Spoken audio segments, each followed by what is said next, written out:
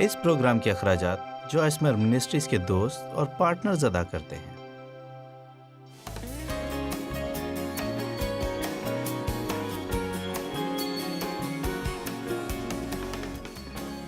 آج میں دوسروں کی خدمت میں قوت پر بات کروں گی۔ اس کے لیے آپ کا شکریہ۔ میں یہاں اس ایک شخص کے لیے بھی شکر گزار ہوں جو پرجوش ہے۔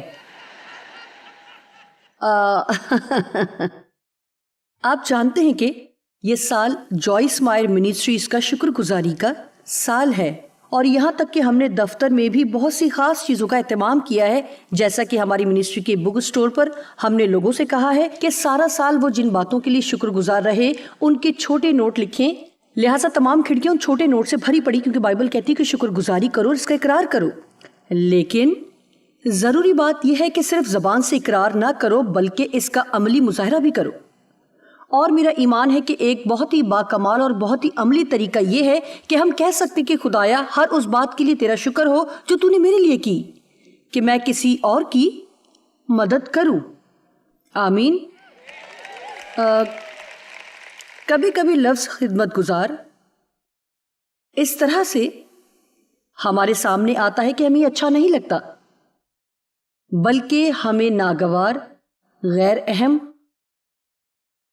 اور شاید تحقیر آمیز بھی لگتا ہے، ایسے جیسے یہ کوئی گھٹیا بات ہو، ایک ایسا کام جو شاید آپ اس لیے کرتے ہیں کہ یہ کام کرنے کے لیے کوئی اور نہیں ہے۔ لیکن یسوع نے کہا در حقیقت یہ بہت عظیم کام ہے۔ اگر کوئی بڑا بننا چاہتا ہے تو دوسروں کی خدمت کریں۔ لیکن میں اس بات پر یقین نہیں رکھتی کہ خدمت گزاری کوئی فرض ہے کہ آپ جہاں جائیں وہاں شروع کر دیں۔ آپ جانتے ہیں کسی بھی اسکول میں خاکروب ہیں یا کھانا بنانے والے ہیں یا وہ جو کسی خاص قسم کا کام کر رہے ہیں، اسے ہم اصطلاحاً خدمت کہہ سکتے ہیں۔ لیکن میرا یقین ہے کہ اس سے فرق نہیں پڑتا کہ ہم کیا کرتے ہیں، اگر ہم اسے خدمت گزاری کے رویے سے کرتے ہیں تو یہی وہ چیز ہے جس کے بارے میں خدا بات کر رہا ہے۔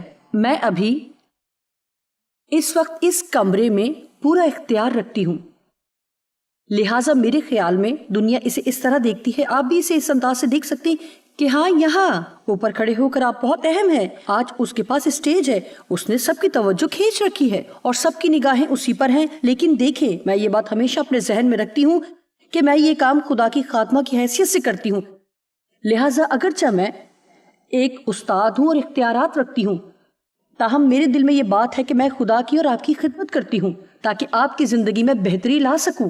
چاہے آپ سیکریٹری ہوں یا بچوں کی پرورش کرتی ہیں، چاہے کسی فیکٹری میں کام کرتے ہیں یا ڈاکٹر ہیں، آپ کا جو بھی مرتبہ ہو اور جہاں کہیں بھی ہو، اور اگر آپ دنیا میں اپنی نعمتوں کو بروئے کار لا رہے ہیں تو آپ کو ہمیشہ ایسے رویے کے ساتھ چلنے کی ضرورت ہے کہ میں یہاں خدمت کرنے کے لیے ہوں۔ آمین۔ میں خدمت کے لیے حاضر ہوں۔ اور حقیقت میں ہم نے ایک شرٹ بنائی جس پر لکھا تھا میں خدمت کے لیے حاضر ہوں، اور ہم ایک دورے پر جا رہے تھے اور میرا چھوٹا بیٹا جس کی عمر اب 35 سال ہے وہ اور اس کا گھرانہ ہمارے ساتھ تھا، اور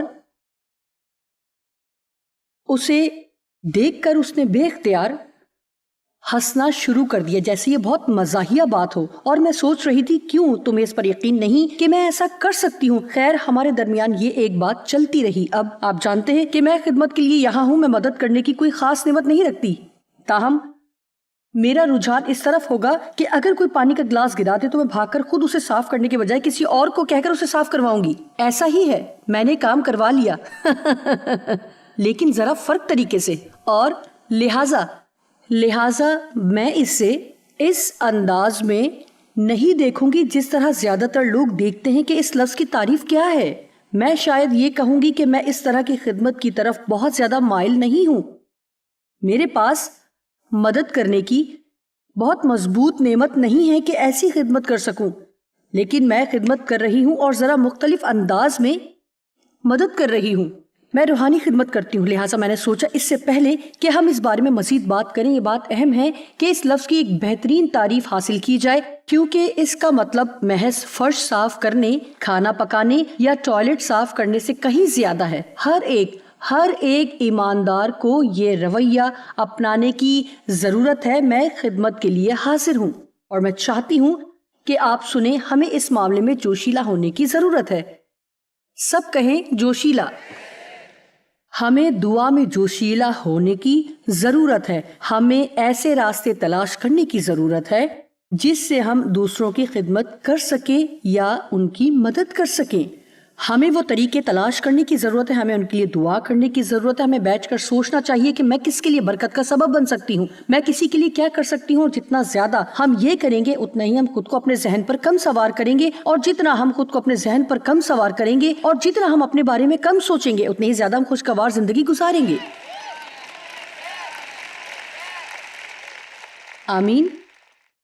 لہٰذا ہم آغاز کریں گے اور کلسیوں 3 باب اس کی 23 اور 24 آیت.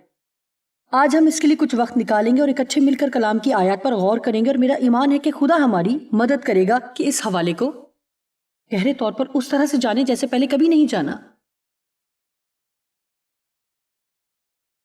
جو کام کرو چاہے کوئی بھی کام ہو, یہ اہم نہیں کہ کام کیا ہے, جو ہم کر رہے ہیں وہ اہم نہیں, جی سے کرو. ہمیں اسے پوری جان سے کرنا ہے, یہ جان کر کہ خداوند کے لیے کرتے ہو, نہ کہ آدمیوں کے لیے. میں آپ کو بتاتی ہوں کہ اگر آپ اپنے کام کے لیے اپنا رویہ انقلابی انداز میں تبدیل کرتے ہیں, اگر ہر دن جب آپ کام پر جاتے ہیں تو سوچیں کہ خداوند میں تیری خدمت کروں گا, تو نے مجھے یہ کام کرنے کو دیا ہے, تو چاہے وہ آپ کی پسند کا نہ بھی ہو تو بھی اسے خداوند کے لیے اور اچھے رویے کے ساتھ کریں, کیونکہ جب آپ ایسا کریں گے تو پھر خود کو اس صورتحال میں لاتے ہیں جہاں خدا ہماری ترقی کسی اور چیز میں کر دیتا ہے. بہت دفعہ جب ہمیں ایسا کچھ کرنا پڑے جو ہمیں پسند نہیں ہے تو یہ ایک امتحان ہے, ہمارے کردار کا امتحان, اور ہمیں خدا کا شکر گزار ہونا چاہیے کہ جہاں ہم ہیں اور جہاں ہمیں لگایا گیا ہے ہمیں وہیں پھلنا پھولنا ہے اور برا رویہ نہیں رکھنا. اور میں شکر گزار ہوں کہ آپ اپنے کام سے پیار کرنے کے بارے میں پرجوش ہیں. آمین. میں آپ کو تنگ کر رہی ہوں, ٹھیک ہے. کلسیوں 3 کی 23 اور 24. یہ جان کر کے خداوند کے لیے کرتے ہو نہ کہ آدمیوں کے لیے, کیونکہ تم جانتے ہو کہ خداوند کی طرف سے اس کے بدلے میں تم کو میراث ملے گی, یہ اصل اجر ہے. لہٰذا جب ہم کوئی کام کرتے ہیں اور اگر ہمارا دلی رویہ یہ ہوتا ہے کہ خداوند میں یہ کام تیرے لیے کر رہی ہوں, تو خدا آپ کو اجر دے گا. میں چاہتی ہوں کہ آپ یہ سمجھیں کہ خدا آپ کو اجر دے گا. تم دراصل خداوند یسوع مسیح کی خدمت کرتے ہو. متی اس کا 25واں باب اس کی 32ویں آیت سے شروع کریں گے. آج جو حوالے مجھے ملے ہیں وہ پوری کہانیاں ہیں اور ہیں کافی لمبی. میں نے سوچا ہے کہ ہم انہیں پڑھیں گے اور درست طریقے سے کریں گے.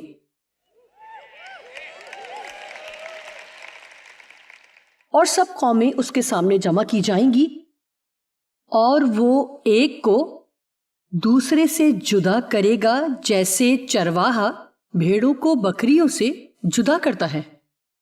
ہم یہاں دیکھتے ہیں کہ زمانے کے آخر میں لوگوں کے 2 گروہ ہوں گے, بھیڑیں اور بکریاں.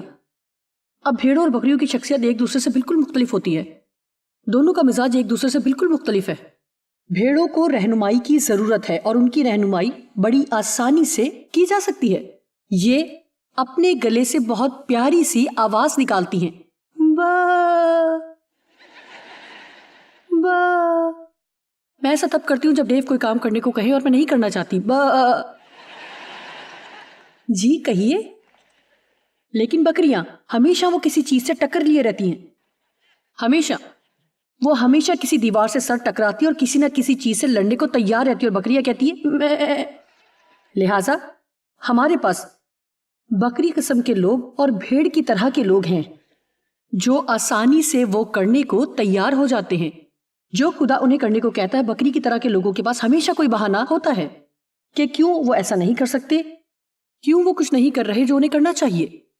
خاص طور پر اس وقت جب کسی دوسرے شخص کی مدد کا معاملہ ہو. آپ جانتے ہیں کہ ہم سب چاہتے ہیں کہ ہماری مدد کی جائے, کوئی ہو جو ہمارے لیے کچھ کرے, لیکن ہم یہاں خدمت کے لیے ہیں.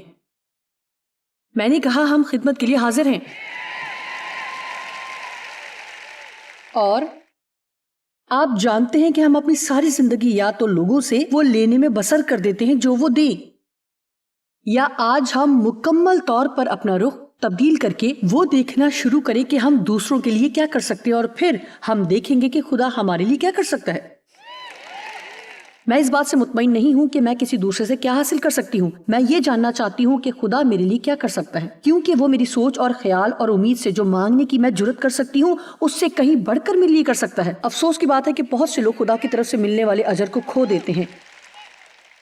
وہ ہمیشہ اس پر نظر رکھتے ہیں کہ دوسرے ان کے لیے کیا کر سکتے ہیں، بھول جائیں کہ کوئی آپ کے لیے کیا کر سکتا ہے، اور اپنا ذہن اس پر لگائیں کہ آپ کسی اور کے لیے کیا کر سکتے ہیں۔ اور میرا یقین کریں کہ اگر آپ خدا سے پوچھنا اور دعا کرنا شروع کریں کہ میں کسی اور کے لیے کیا کر سکتا ہوں، تو اسے یہ بتانے میں زیادہ دیر نہیں لگے گی۔ شاید اسی لیے ہم زیادہ دیر تک یہ دعا نہیں کرتے۔ ٹھیک ہے، اب یسوع بتانا شروع کرتا ہے، یا متی رسول، لیکن جو کچھ اس نے کہا اس کا مطلب ہے کہ یہ پاک روح کی طرف سے آتا ہے۔ 34ویں آیت، اس وقت بادشاہ اپنی دہنی طرف والوں سے کہے گا کہ آؤ میرے باپ کے حمایت یافتہ ہمیشہ کی زندگی کے لیے مقرر کردہ مبارک لوگوں، جو بادشاہی بنائے عالم سے تمہارے لیے تیار کی گئی ہے، اسے میراث میں لو، اپنی سمجھ کر قبول کرو، کیونکہ میں بھوکا تھا تم نے مجھے کھانا کھلایا، میں پیاسا تھا تم نے مجھے پانی پلایا، میں پردیسی تھا تم نے مجھے اپنے گھر میں اتارا، یعنی مجھے خوش آمدید کہا اور میری خاطرداری کی اور مجھے رہائش دی۔ اب اس سے پہلے کہ ہم مزید آگے بڑھیں، ہم جانتے ہیں کہ ہمیں فضل ہی سے نجات ملی ہے، اعمال سے نہیں۔ لہٰذا آج میں ایک بیان دینا چاہتی ہوں کہ ہم خدمت کرنے سے نہیں بچائے گئے بلکہ خدمت کرنے کے لیے بچائے گئے ہیں۔ آمین۔ اس آیت میں بھی ایسا ہی لگتا ہے، آپ جانتے ہیں۔ ایک منٹ رکیے، وہ تو ان کی بات کر رہا ہے جو نجات یافتہ ہیں، اور پھر وہ نیک اعمال سے متعلق بات کر رہا ہے جو انہوں نے کیے۔ اس ساری بات کا مطلب یہ ہے، دیانتداری، سچائی، اور اپنے پورے دل سے کہتی ہوں کہ حقیقی معنوں میں جو کوئی بھی نئے سرے سے پیدا ہوا ہے ہو ہی نہیں سکتا کہ وہ تبدیل نہ ہو۔ یہ ممکن ہی نہیں کہ کوئی پاک روح سے معمور ہو اور وہ کسی اور شخص کے لیے کچھ نہ کرنا چاہے۔ اگر ایسا نہیں ہے تو شاید آپ کو واپس پہلے خانے سے شروع کرنا پڑے گا اور بھرپور طریقے سے خدا کے ساتھ گفتگو کرنا ہوگی۔ میں اس طرح کی مسیحت سے بہت تنگ ہوں جو اس طرح کے نظریات پیش کرتی ہے کہ کوئی فرق نہیں پڑتا کہ آپ کیسی بھی بری زندگی گزاریں، خدا بھلا اور مہربان ہے، اور آپ جانتے ہیں کہ آپ تو بہرحال آسمان پر ہی جائیں گے، سب جنت میں جائیں گے۔ آپ اچھی طرح جانتے ہیں کہ بائبل بتاتی ہے کہ ہمیں نئے سرے سے پیدا ہونا ضرور ہے، لیکن خدا کے کلام میں سے اس بات کی بھی گواہی ملتی ہے کہ ہم ایک خاص مقصد کے لیے بچائے گئے ہیں، اور خدا اس مقصد تک ہماری رہنمائی کرنا چاہتا ہے۔ کتنے ہیں جو اس بات پر یقین رکھتے ہیں نئے سرے سے پیدا ہونے کے بعد تبدیل ہونا ضروری ہے؟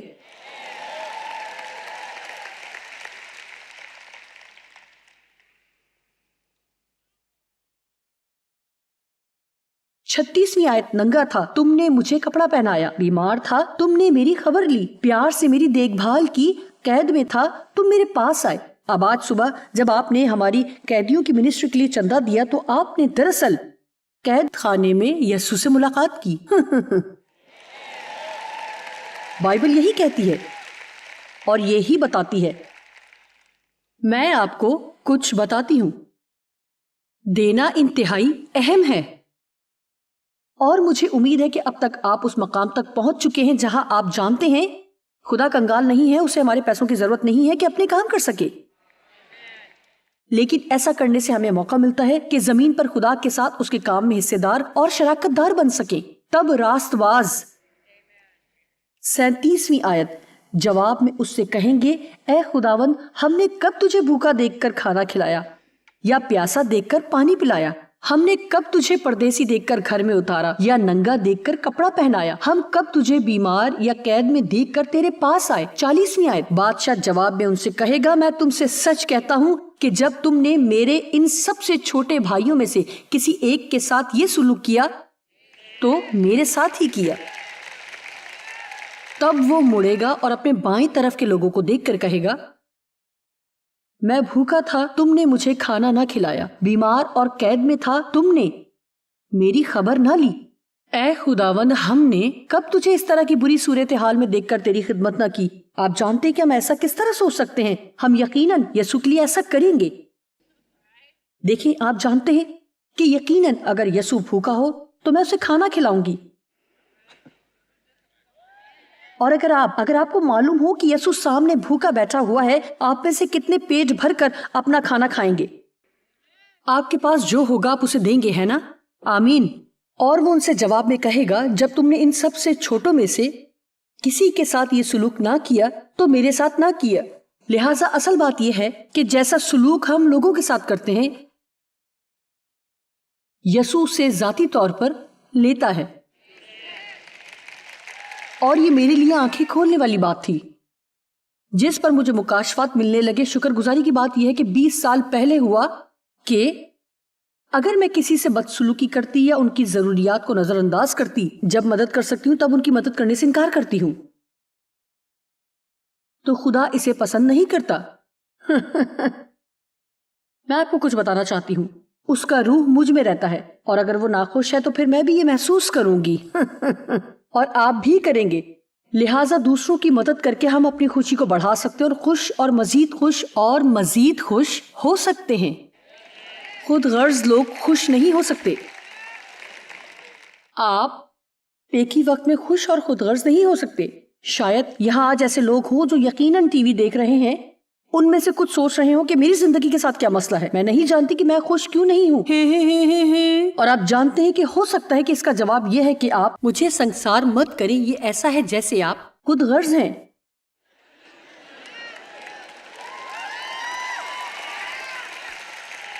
میرا مطلب ہے کہ صرف میں یہ کہہ رہی ہوں کہ مجھے یقین نہیں, لیکن میرا یہ مسئلہ تھا کہ میں خود غرض مناد تھی. لیکن میں آپ کو بتا سکتی ہوں کہ یہ بڑا مسئلہ آپ کے ساتھ نہیں ہے.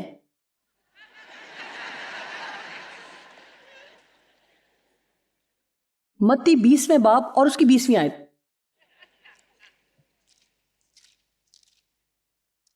اور اس حوالے نے مجھے ایسے جکڑ لیا کہ اگر تم نے ان کے ساتھ ایسا نہ کیا تو میرے ساتھ ایسا نہ کیا. اس وقت زبدی کے بیٹوں کی ماں نے اپنے بیٹوں کے ساتھ اس کے سامنے آ کر سجدہ کیا اور اس سے کچھ عرض کرنے لگی.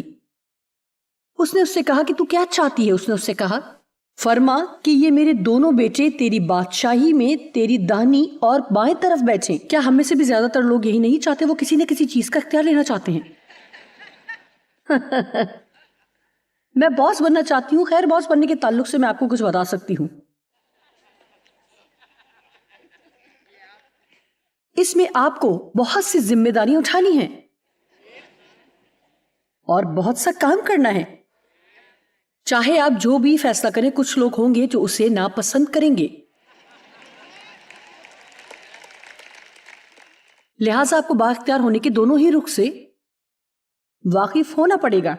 جب آپ بااختیار ہوتے ہیں اور کچھ غلط ہو جاتا ہے تو ذمہ داری آپ ہی کی ہوتی ہے. اور شاید یہ میری زندگی کا مشکل ترین کام رہا ہو. میں 40 برس سے یہ کام کر رہی ہوں اور میں کبھی بھی ایسی جگہ نہیں گئی جہاں میں کسی چیز کی ذمہ دار نہیں ہوں.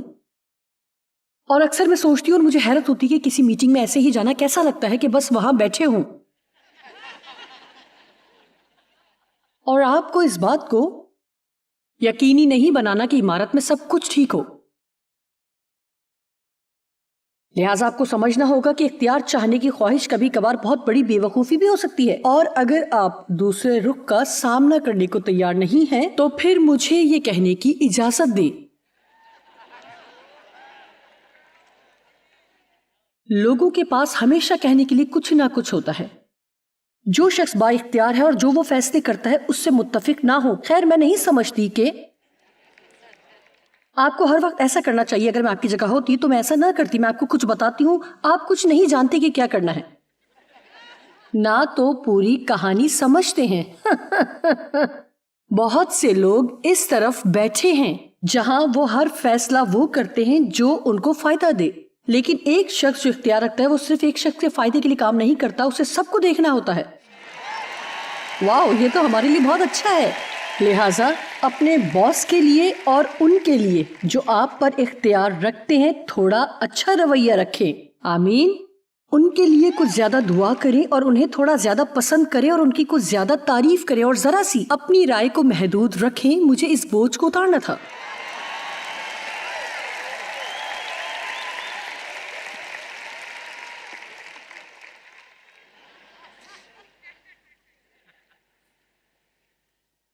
یسوع نے جواب میں کہا 22ویں آیت، تم نہیں جانتے کہ کیا مانگتے ہو۔ جو پیالہ میں پینے کو ہوں کیا تم پی سکتے ہو، اور جو بپتسمہ میں لینے کو ہوں کیا تم لے سکتے ہو؟ دوسرے لفظوں میں وہ یہ کہہ رہا ہے کہ اس کی قیمت ادا کرنا ہوگی۔ اس نے ان سے کہا میرا پیالہ تو پیو گے، لیکن اپنے دہنے بائیں کسی کو بٹھانا میرا کام نہیں، مگر جن کے لیے میرے باپ کی طرف سے تیار کیا گیا انہی کے لیے ہے۔ اور جب 10 شاگردوں نے یہ گفتگو سنا تو ان دونوں بھائیوں سے خفا ہوئے۔ حسد، تم اپنے آپ کو سمجھتے کیا ہو؟ تم کیوں اختیار لوگے؟ غالباً ہمیں اختیار ملنا چاہیے۔ شاید وہاں دائیں اور بائیں طرف کی نشستوں پر بیٹھنے کے حقدار ہم ہیں، تم نہیں۔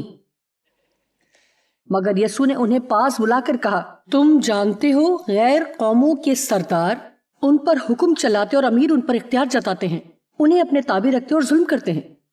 لہٰذا یسوع انہیں موازنہ بتا رہا ہے کہ دنیاوی باس اور اختیار والے اکثر ان کے ساتھ برا سلوک کرتے ہیں، وہ ظالم بن جاتے ہیں، وہ لوگوں کو دھکیلتے اور ان پر روب جھاڑتے ہیں، وہ دراصل لوگوں میں دلچسپی نہیں رکھتے، وہ انہیں صرف وہ کچھ حاصل کرنے کے لیے استعمال کرتے ہیں جو وہ حاصل کرنا چاہتے ہیں۔ تم میں ایسا نہ ہوگا۔ اب میں آپ سے کچھ اور کہنا چاہتی ہوں۔ یہ مزاحیہ ہے، یہ میری میٹنگ میں جو چاہے کہہ سکتی ہوں۔ آپ میں سے کتنے اس مرتبے پر ہیں کہ دوسرے لوگوں پر اختیار رکھیں؟ ٹھیک ہے، اب میں آپ لوگوں کو کچھ بتانا چاہتی ہوں جو بے حد اہم ہے۔ مسیح کے نمائندے کے طور پر یقینی بنانا ہے کہ آپ اپنے ماتحت لوگوں کے ساتھ بہت ہی عمدہ برتاؤ کریں، انہیں عزت دیں اور ان کی تعریف کریں گے، اور جہاں کامیابی کا صحرا ان کو دینا چاہیے وہ ان کو ضرور دیں۔ اس بات کا تعلق ان کی تنخواہ سے ہرگز نہیں ہے۔ آپ اس بات کو یقینی بنائیں کہ آپ لوگوں کو اچھی تنخواہ دیں گے، انہیں کم سے کم تنخواہ نہ دیں، بلکہ جو زیادہ سے زیادہ دے سکتے ہیں وہ آپ انہیں دیں۔ آپ جانتے ہیں کہ باس کوئی بھی بن سکتا ہے،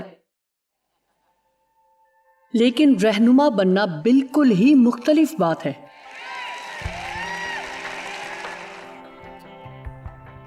میرا ایمان ہے کہ خدا کا شکریہ ادا کرنے کا سب سے بہترین طریقہ یہ ہے کہ جو کچھ بھی اس نے ہمارے لیے کیا اس کے بدلے کسی کے لیے ہم کچھ کریں۔ آج آپ خدا سے پوچھیں کہ میں کسی کے لیے باعث برکت ہونے کے لیے کیا کروں۔